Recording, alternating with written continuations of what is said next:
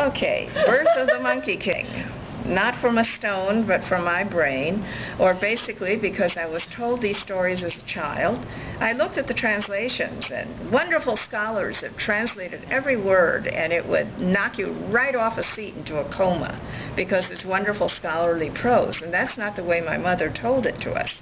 So I decided to put it into normal, human, mother tells children's story words. And that's why, when I got the idea. I found Pacific View Press through looking at a book on Writer's Market. They were interested. There was an advance. There was basically a contract, because you do, if you're going to work with a publisher, you do need to sign a contract. And also keep in mind that wonderful thing of the U.S. law. You own the copyright to everything you write. If it's yours. You can register the copyright at the Library of Congress, but even if you don't, if someone else decides to steal your discs and print it, you can still go and sue them because you have the copyright. Now, David's book was a totally different nature.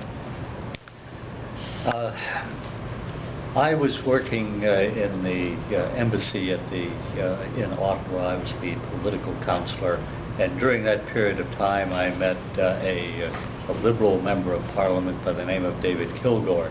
We got along very well together, not the least of which is because both of us had twin daughters, and both of us had brilliant wives as well. But after I left Ottawa and he retired from Parliament, we elected to write together a story that would examine the basic problems facing Canada and the United States in the 21st century. Him writing from a Canadian perspective, me writing from an American perspective.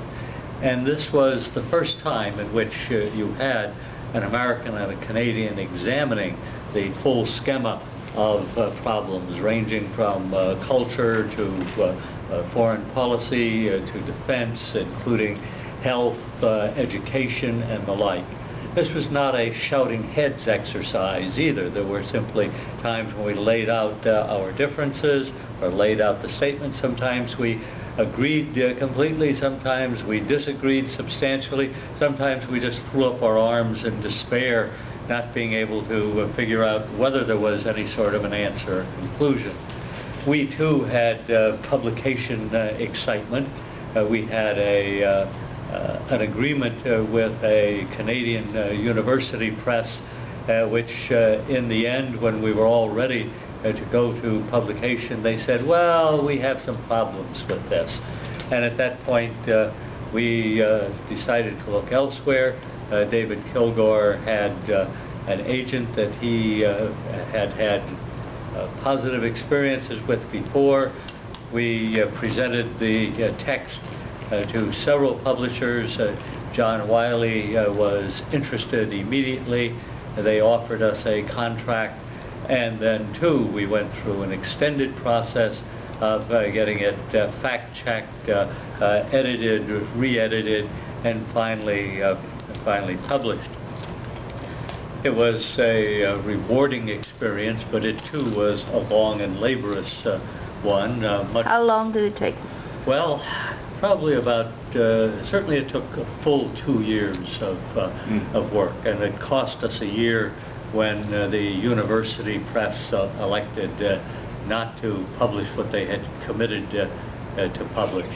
Going back to John Wiley meant, to a certain extent, starting over again, because we had to update and revise the material that had been completed earlier. But it worked out well. It was, say, as a book, it was well received. On the other hand, it has been remaindered for some period of time and will have disappeared forever while the Monkey King continues to bound about energetically. Do you have a copy of it? Pardon me? Do you have a copy of the book? No, I didn't. And the title is? The title is Uneasy Neighbors. Oh. And the hook on this is that neighbors is spelled N-E-I-G-H-B-O parenthesis U, closed parenthesis R-S.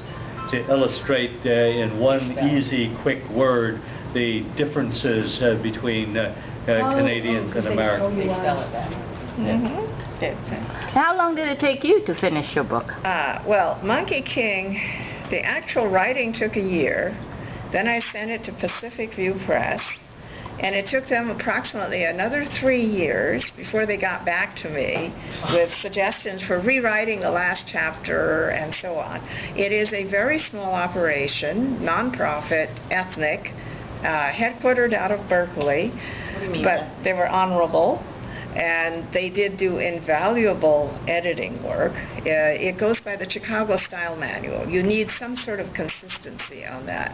And believe me, if you look at any writing magazine, you see all sorts of people volunteering to do your editing for you for a mere $1,500, $2,000, $3,000. It was one of these efforts where I was very glad it took them so long, because I was so totally sick of the book that I couldn't possibly have rewritten a word until they finally got back to it.